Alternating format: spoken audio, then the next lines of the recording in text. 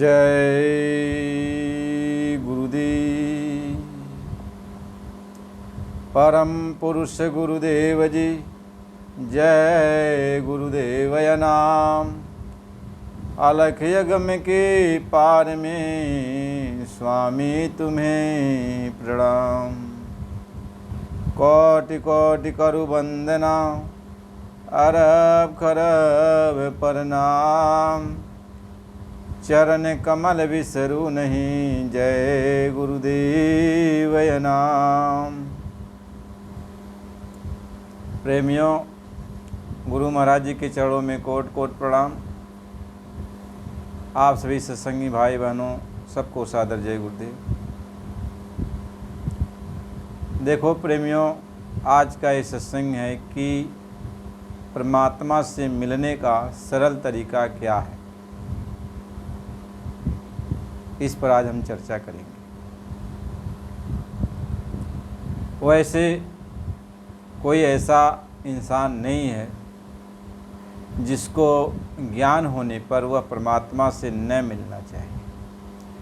आखिर परमात्मा से लोग मिलना चाहते हैं, तभी तो परमात्मा की फ़ोटो, उनकी मूर्ति अपने घर में भी स्थापित करते हैं, उनकी पूजा पाठ करते हैं, मंदिरों में जाते हैं, गिरजाघर, गुरुद्वारों, मस्जिदों, सब जगह जाते हैं। आखिर परमात्मा से मिलने के लिए तो लोग जाते हैं। तो परमात्मा से मिलने का सरल तरीका क्या है, जिसको बच्चा, बूढ़ा, जवान, पढ़ा लिखा, अनपढ़ सब कोई कर सकता है। परमात्मा तो सबका है न, केवल एक का तो है नहीं, सारे जीव जंतुओं का, सबका है परमात्मा। तो परमात्मा से सब मिलना चाहते हैं। तो परमात्मा से मिलने का जो उपाय है वो तो सरल होना चाहिए, ताकि सब कोई परमात्मा से मिल सके, सब कोई भगवान से मिल सके। इसके बारे में हम सबको विचार करना चाहिए। हम सबको विचार करना चाहिए कि हम अपने प्रभु से कैसे मिलें, कैसे। तो प्रभु से मिलने के लिए पहली बात तो यह है, हमें ये समझना है कि प्रभु किसको कहते हैं। जब तक हम ये नहीं जानेंगे कि प्रभु कौन है, प्रभु का मतलब क्या है, तब तक हम प्रभु से कैसे मिलेंगे। प्रभु क्या है?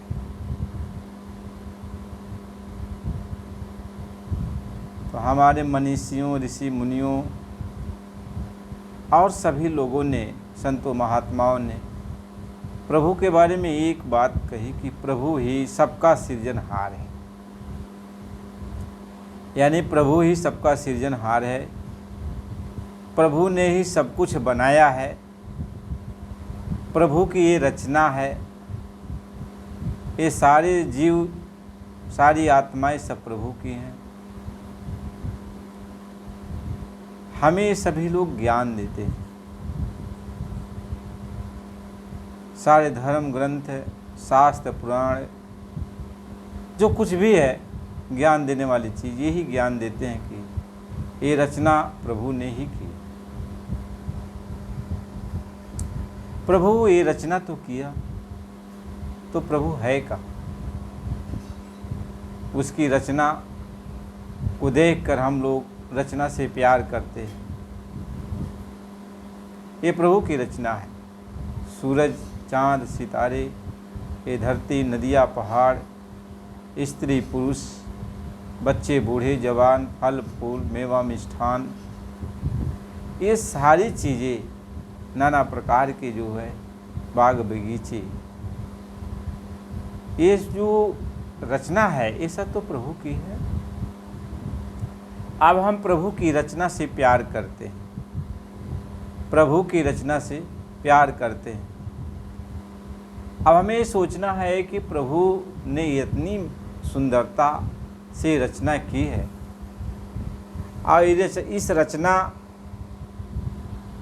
को हम समझ नहीं पा रहे हैं प्रभु ने कैसे रचना की, लेकिन कितने कारीगरी से, कितने होशियारी से प्रभु ने रचना की। कोई ऐसा जीव जंतु नहीं है जो प्रभु की रचना से प्यार नहीं करता। तो इतनी बड़ी रचना करके वो प्रभु, इतना बड़ा रचना करके वो प्रभु कहाँ रहता है? क्या अपने इस रचना में ही वो रहता है कि रचना से अलग रहता है? जो रचना प्रभु ने की है, इसी रचना में ही प्रभु है कि प्रभु इस रचना से अलग है? ये सब हमको समझना चाहिए।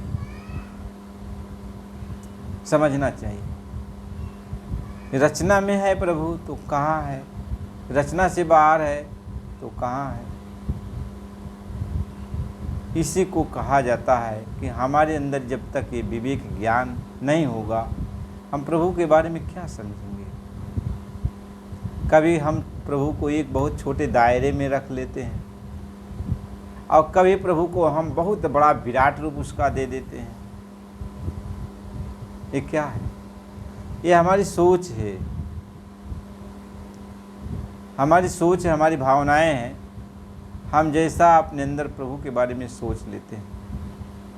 कभी हम प्रभु को पत्थर की मूर्ति मान करके प्रभु को याद करते हैं, कभी हम पेड़ पौधों, पीपल पाकड़ में, कभी गंगा जमुना में प्रभु को याद करते हैं।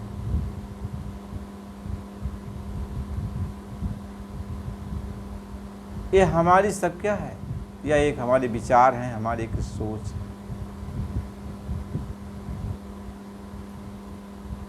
तो प्रभु को हम कहाँ पाएं? प्रभु से हम कैसे मिलें? ये सवाल पैदा होता है। ज्ञानी पुरुष बहुत उपाय बताए, बहुत कुछ की,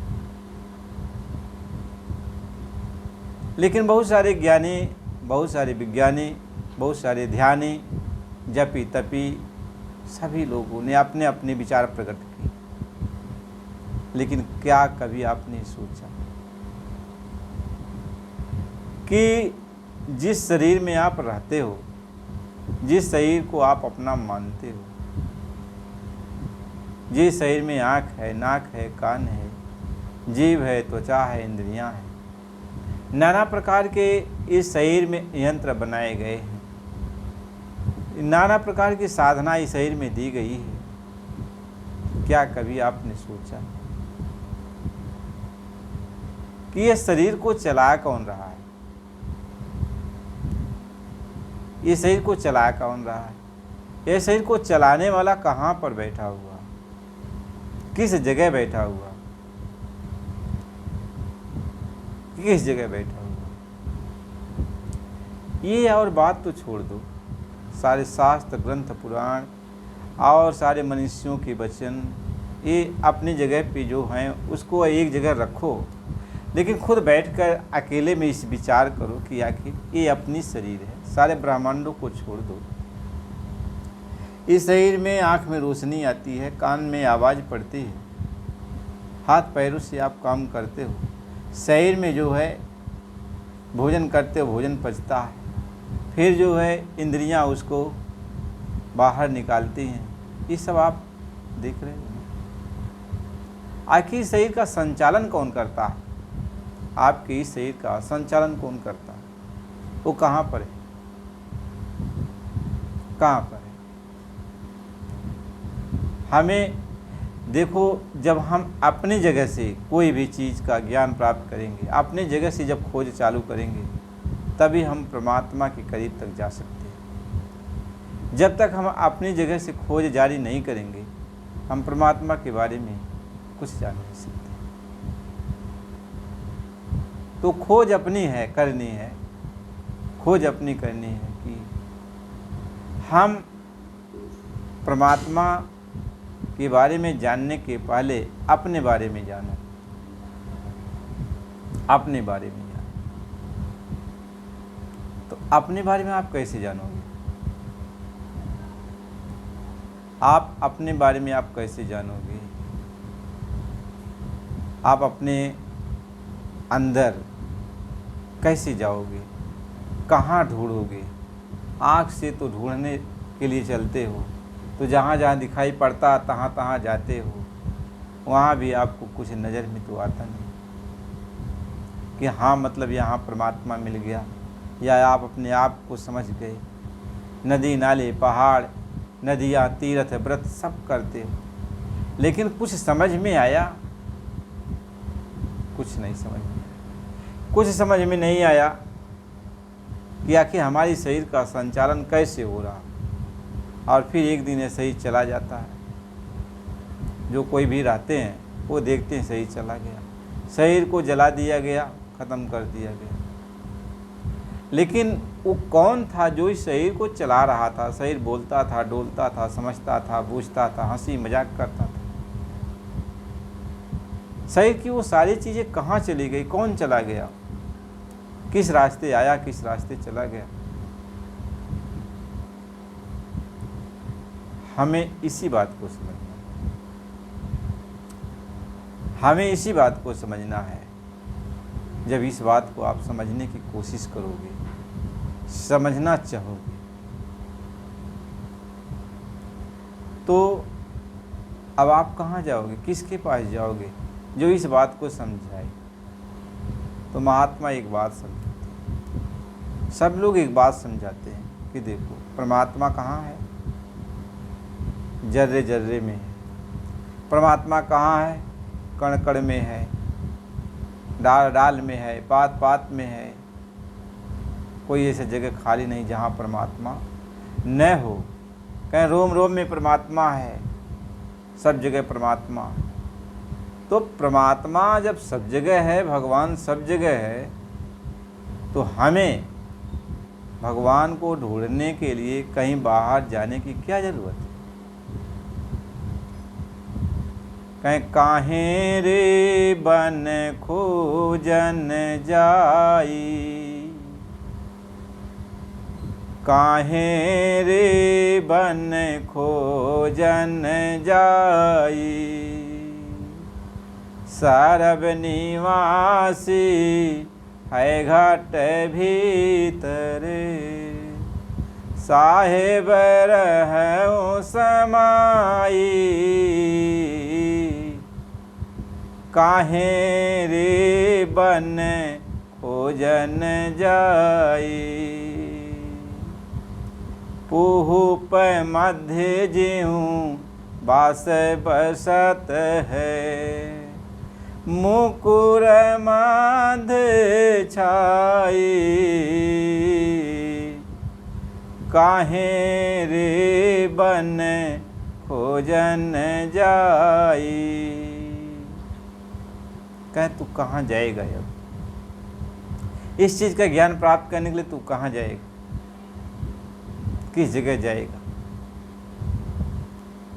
जब परमात्मा तेरे अंदर भी है और तेरे बाहर भी है, सब जगह वो मालिक है, सब जगह वो मालिक है। तो कहाँ जाएगा परमात्मा को ढूंढने के लिए? तो महात्मा ये समझाते हैं, ये सब के लिए है। गरीब हो, अमीर हो, पढ़ा हो, लिखा हो, ऊंच नीच किसी जात बिरादरी का हो, बच्चा हो, बूढ़ा हो, सियान हो, तो उसको अभी तो ज्ञान नहीं है ना हमको कहाँ जाना, लेकिन इतना ज्ञान है कि हमें परमात्मा चाहिए, हमें भगवान चाहिए। हमारी शरीर का कौन सृजनहार है, कौन इस चला रहा है इस शरीर को, उसकी खोज हमें है। तो इसके लिए आपको अकेले में बैठ जाओ, बैठ जाओ, बैठ जाओ और इसके बाद ध्यान करो। इसी के बारे में, ध्यान क्या है? इसी के बारे में सोच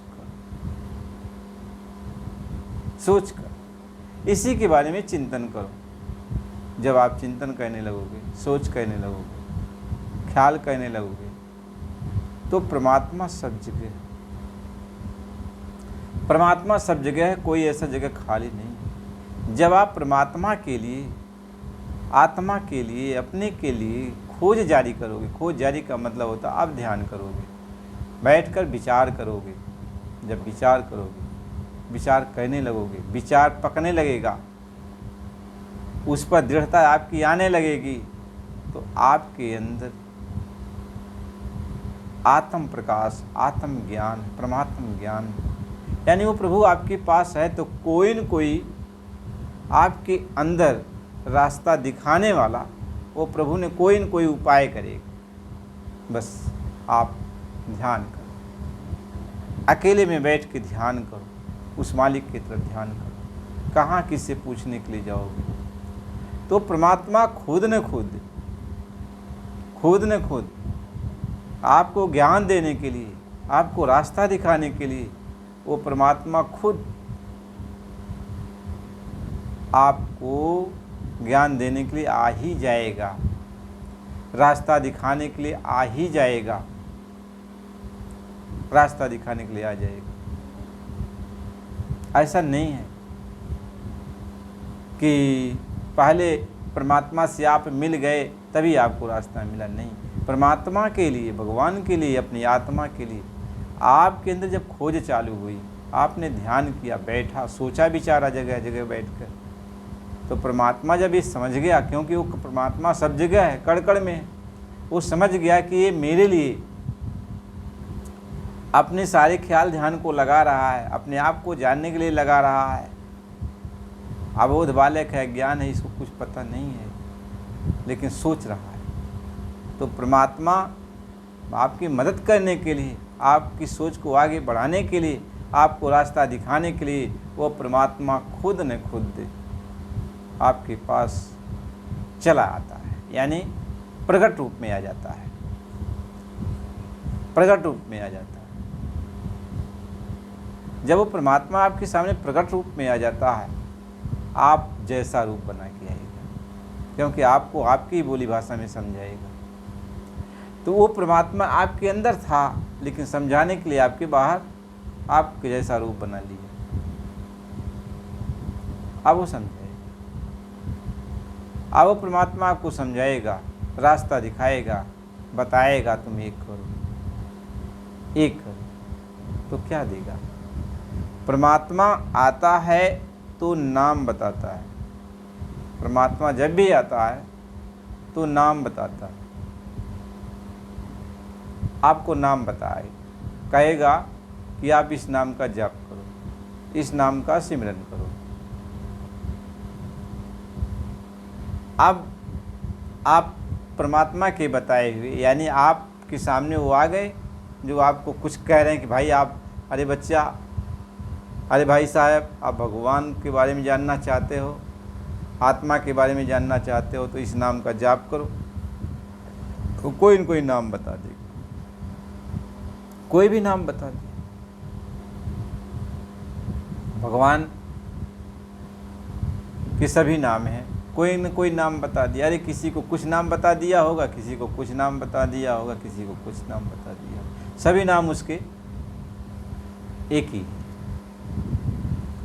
तो परमात्मा का जब नाम बता देगा तो आप उस नाम का सिमरन करोगे, उस नाम का ख्याल करोगे। अब आपको चिंता खत्म हो गई। आप ये सोचोगे कि परमात्मा इन्होंने बताया है कि यह नाम का जाप करोगे, इस नाम को याद करोगे तो आपको सब कुछ प्राप्त हो जाएगा।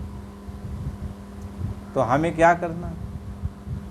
हमें नाम का सिमरन करना। जैसे एक छोटा बच्चा है, छोटा बच्चा है, अभी मान लो अब उसको ज्ञान हुआ थोड़ा बहुत, तो वो क्या करेगा? तो कोई न कोई उसको बता देता है, जैसे माता ही बता दे, पिता ही बता दे कि तू भगवान राम का जाप कर, राम राम का, तो छोटा बच्चा राम राम कहने लगेगा। या कोई कह दे कृष्ण कृष्ण कहो, तो कोई कह दे राधा राधा कहो, कोई मतलब कोई भी नाम, माता पिता जिसकी भक्ति करते होंगे, जिस नाम का जाप करते होंगे, बस बच्चे को कह देंगे ये करो, तो बच्चे के लिए वही नाम बन जाता है, बच्चे के लिए। अब बच्चा वही नाम का जाप करे। अब उसी नाम का जाप करते करते करते करते करते करते बच्चे के अंदर वो परम प्रकाश, परम ज्ञान प्राप्त होने लगता है, ज्ञान प्राप्त होने लगता है। ऐसे ही जब आपको परमात्मा की खोज करनी है, परमात्मा की खोज करनी है, आत्मा की खोज करनी है, तो जो कोई भी आपको रास्ता दिया, कोई भी परमात्मा की भक्ति का मार्ग बताया, कोई भी कह दिया कि आप परमात्मा के इस नाम का जाप करो, तो आप उस परमात्मा के नाम का जाप करो कि अब ये नाम ही हमें परमात्मा से मिलाएगा, ये नाम ही हमें परमात्मा का अनुभव कराएगा। तो अब नाम का आप रात दिन चलते उठते बैठते सोते जागते हमेशा नाम का आप ख्याल करोगे। नाम का प्रकाश आपके अंदर वो प्रकाश करेगा, क्योंकि नाम जो है प्रकाश स्वरूप है, वो परमात्मा स्वरूप है।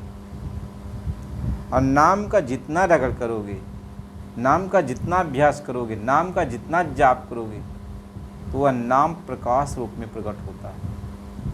नाम क्या होता है? प्रकाश के रूप में प्रकट होता है। जितना ज़्यादा आप नाम की रगड़ करोगे, तो नाम का एक रूप है।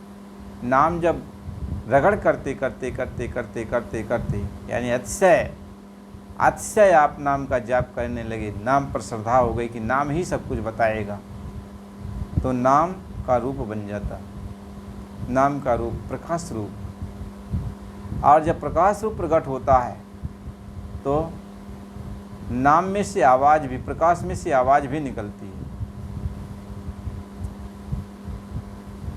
प्रकाश रूप प्रकट भी हो गया, अब आवाज़ भी निकलने लगी, उसमें से आवाज़ भी निकलने लगी। इसलिए कहा कि नाम रूप दुइया कथे कहानी, और समुझत बनय न जात बखानी। का नाम रूप दो अकथ कहानी, और समुझत बने न जात बखानी। अब जो है, अब वह रूप प्रकट हो गया, रूप प्रकट हो गया, उसमें से आवाज़ भी आ रही है, आवाज़ भी आ रही है। तो गोस्वामी जी महाराज ने लिखा कि निज अनुभव मैं कहूँ खगेशु, और बिन हरि भजन न जाई कलेशु। कहते अपना निज अनुभव, यानी हमने नाम का अभ्यास किया, नाम का हमने जाप किया कि नाम से ही सब कुछ होगा।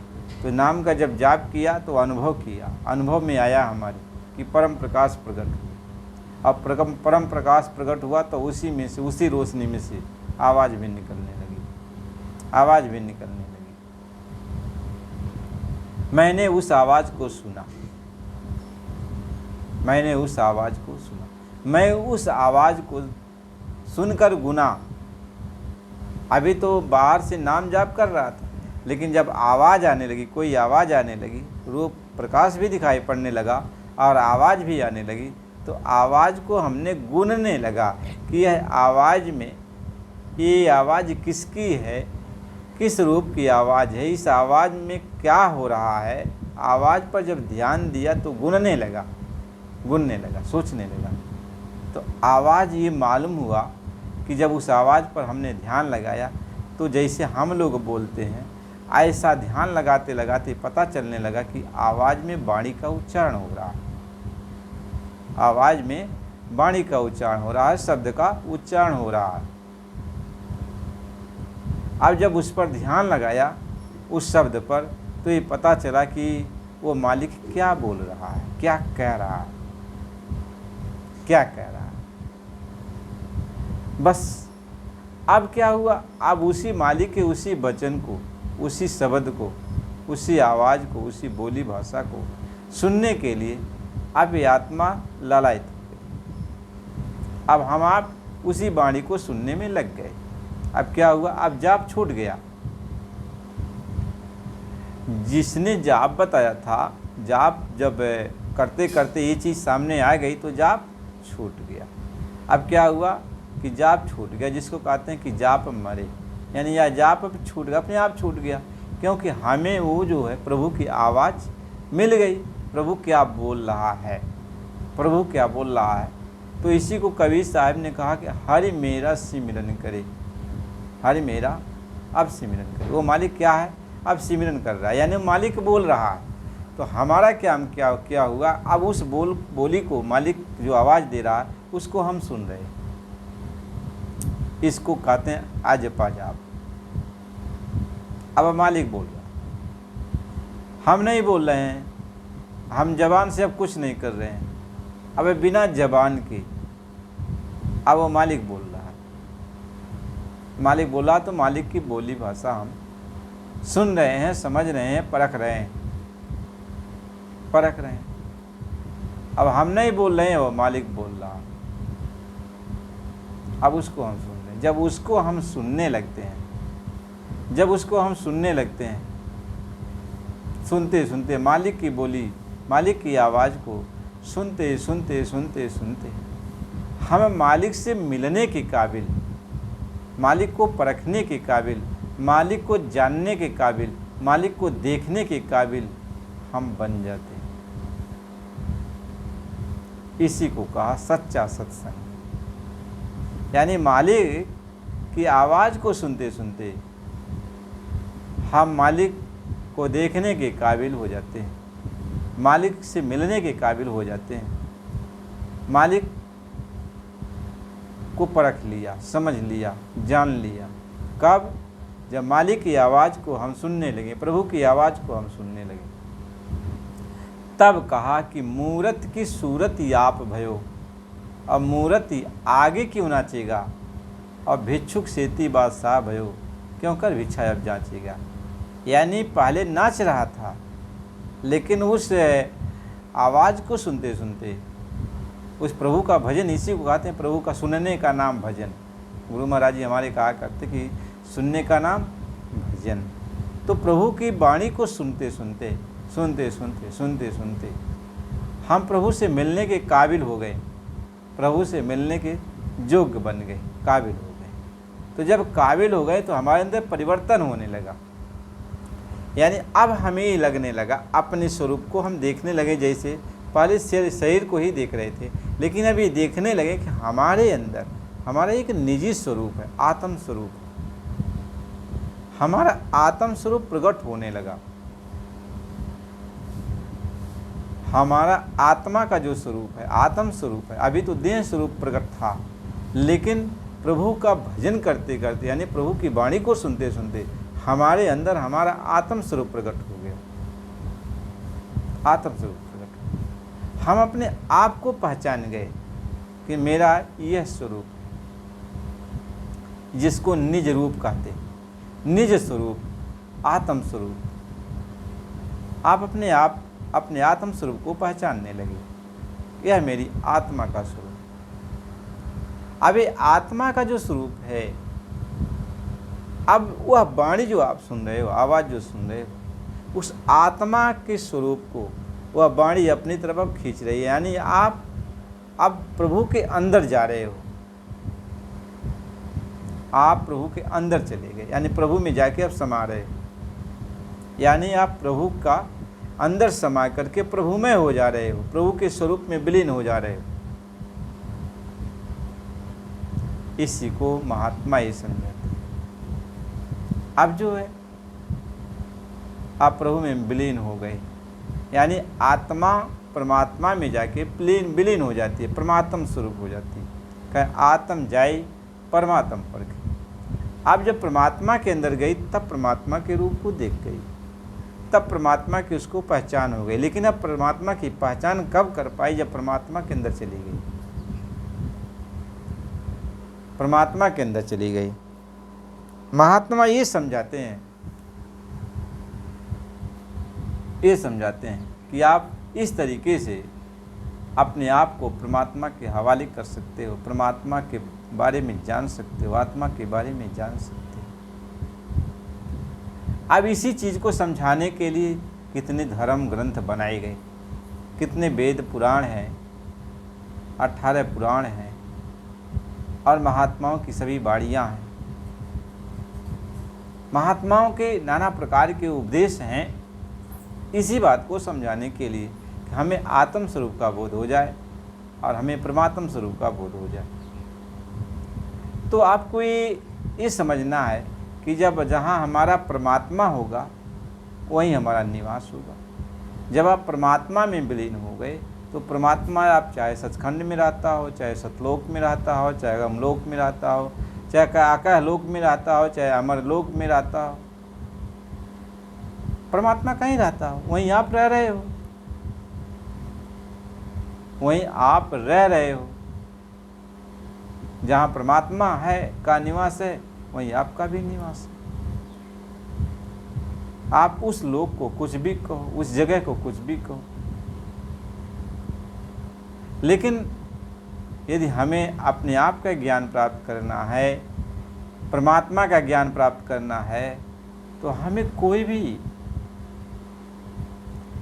रहनुमा, चाहे हमारे माता हों, चाहे हमारे पिता हों, चाहे हमारे कोई बुजुर्ग हों, चाहे हमारे कोई गुरु बन के आए हों, जो कोई भी हमको नाम बता दे, नाम बता देता है। शुरुआती स्टेज होता है नाम, कोई भी नाम जपने का बता दिया, वह नाम आप जपने लगोगे। जपने, बच्चे बहुत हैं, छोटे छोटे बच्चे, जो कोई भी नाम उनको माता पिता बता देते हैं तो नाम का वो जाप करते हैं। वही नाम का जाप करते करते बच्चों के अंदर संस्कार पैदा हो जाता है, ज्ञान पैदा हो जाता है। वही बच्चे जब बड़े होने लगते हैं तो उनको उसी नाम के प्रताप से इतना आगे चल कर के जहाँ उनको जो भी गति होनी है वह गति उनको मिलने लगती है। कोई नाम, इसलिए सभी महापुरुषों ने यही बताया, कोई नाम छोटा नहीं होता, छोटा बड़ा नाम नहीं होता, नाम तो नाम है परमात्मा का। हाँ, उसको बताने वाला उसके पास उस नाम के प्रति कितनी श्रद्धा है, जिस नाम को वो बता रहा है उस नाम को कितनी कमाई कर चुका है, कितने उसके पास श्रद्धा है, वही उतना असर करता है, असर उतना करता है। जैसे आपके पास तीर धनुष हो, तो आप तीर धनुष, आप कहीं चला रहे हो तीर, तो आपके पास जितनी ताकत होगी शरीर में, उतना ही आपकी प्रतिंचा, आप उतना प्रतिंचा खींच पाओगे और उतना ही दूर तक आपका ये तीर का निशान जाएगा। आपके पास कमजोरी है तो वह तीर थोड़ी दूर पर जाके गिरेगा, और आपके पास यदि पूरा ताकत है तो प्रतिंचा को पूरा खींच कर तीर को छोड़ोगे तो निशाने पर जाके लगेगा। बशर्ते नाम को बताने वाला नाम की कितनी कमाई कर चुका है, कितनी उसके पास शक्ति अर्जित हो गई है, उसी के अनुसार जिसको वो नाम प्रभु का बताता है उसके अंदर वो उतना ही असर करता है, असर करता है। कितनो बढ़िया धनुष हो, कितनो बढ़िया तीर हो, कितनो उसमें शक्ति हो, लेकिन जब चलाने वाले के पास ताकत नहीं होगी तो तीर कहाँ जाएगा, वहीं का वहीं पड़ा रह जाएगा। धनुष भी अच्छी है, नाम भी अच्छा। इसलिए महात्मा ये समझाते हैं कि हमें जो है, अब पहले माता पिता हमको नाम बताएं तो जितना उनके पास, जितना उन्होंने नाम का अभ्यास किया था, जो ताकत थी, उतना हम लोगों के अंदर संस्कार पड़ा। लेकिन हमारे अंदर जागृति हो गई नाम को पाने के लिए। अब जागृति हो गई, भले ही थोड़ा बहुत हुआ, संस्कार पड़ा, तो आगे कोई न कोई हमें महात्मा मिल जाएगा, कोई संत मिल जाएगा जिसके पास पूर्ण ताकत है, पूर्ण शक्ति है। क्योंकि हमारा पेट तो भरेगा नहीं, थोड़े से, थोड़ा अनुभव हुआ तो इतने से कुछ समझ में नहीं आया, तो खोज के लिए कि हमें ज़्यादा चीज़ कैसे प्राप्त होगा, तो जिसके पास ज़्यादा शक्ति है तो वह मिल गया, यदि तो वह अपनी पूर्ण शक्ति के साथ आपको नाम दे दिया। तो नाम जो मिलता है, नाम में उस महात्मा की पूरी शक्ति होती है जो महात्मा आपको देता है। नाम में उस महात्मा की पूरी ताकत होती है। तो वह महात्मा की पहुंच जहाँ तक होती है वह उतनी पहुंच आपकी हो जाएगी जब नाम आपको देता, उस नाम का आप अभ्यास करते हो। यदि महात्मा की पहुंच पूरी नहीं है तो आप कितनों नाम का अभ्यास करोगे, आप उतनी दूरी तक जाओगे जहाँ तक महात्मा की पहुंच है, महात्मा की पहुंच। इसलिए यह रूहानियत मार्ग में यही समझाया जाता है कि शिष्य की उतनी पहुंच हो सकती है जितना उसके गुरु की। गुरु से ज़्यादा शिष्य की पहुंच नहीं हो सकती है। इसलिए पूरे गुरु की बात कही जाती है कि पूरा गुरु मिल जाए जो पूर्ण परमात्मा का स्वरूप है, यानी पूर्ण परमात्मा को अपने अंदर प्रकट कर चुका है। तो ऐसा गुरु जब मिल जाएगा तो वो जब नाम बख्शता है, नाम देता है, तो शिष्य भी पूर्ण परमात्मा के पास पहुंच जाएगा। शिष्य भी पूर्ण रूप से अपन आत्मज्ञान, परमात्मा की सब कुछ जानकारी कर लेगा। इसलिए हमें शुरुआती दौर में जो भी नाम मिलता है, हमें उस नाम का जाप करना चाहिए। और नाम का जाप करते करते जब नाम का प्रकाश अंदर प्रकट होगा तो हमें जो है आगे बढ़ने के लिए कोई न कोई रहनुमा हमको मिल जाएंगे, रास्ता दिखाने के लिए हम अपने घर पहुंच जाएंगे। इसलिए हमको भटकने की ज़रूरत नहीं है, भटकने की ज़रूरत नहीं है कि हम कहाँ जाएं, हम कहाँ जाएं। जो भी कोई भी मिल गया, श्रद्धा के साथ आपको प्रभु का नाम बता दिया तो आप प्रभु के नाम का जाप करो, जाप करो, घर बैठे जाप करो, विश्वास करो, तो वह नाम आपको रास्ता दिखा देगा। नाम का प्रकाश आपके अंदर उजाला देने लगेगा। तो उजाला देने लगेगा, मान लो थोड़ा उजाला दिया तो जितना दूर तक उजाला दिया, जितना दूर तक उजाला हुआ उतना दूर तक आप पहुँचे न।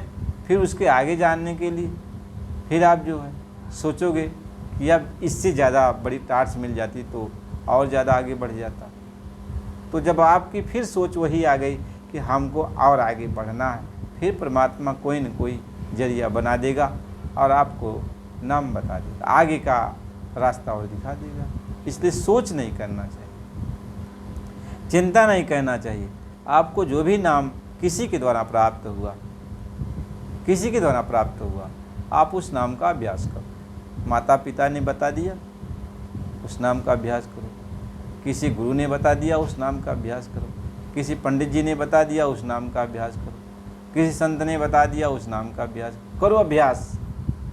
अभ्यास करो, उस नाम का जाप करो, और वह नाम में जितनी ताकत है उतना वह प्रकाश आपको कर देगा। फिर उसके आगे आपको जो है बढ़ने के लिए प्रभु से प्रार्थना करोगे कि प्रभु इसके आगे हमको जानना है, इसके आगे हमको समझना है, तो प्रभु फिर आपको रास्ता दिखा देगा। इसलिए भटकने की ज़रूरत नहीं है।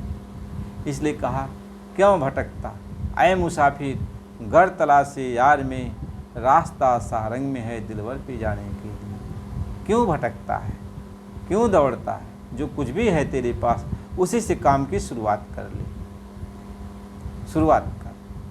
कहते हैं भैया तुम्हारे पास जो कुछ भी है वही बनाओ, फिर देखा जाएगा। उसी तरीके से जो कुछ भी आपके पास है वहीं से शुरुआत कर दो, प्रभु आपको मिल जाएगा, आत्मज्ञान आपको हो जाएगा। जय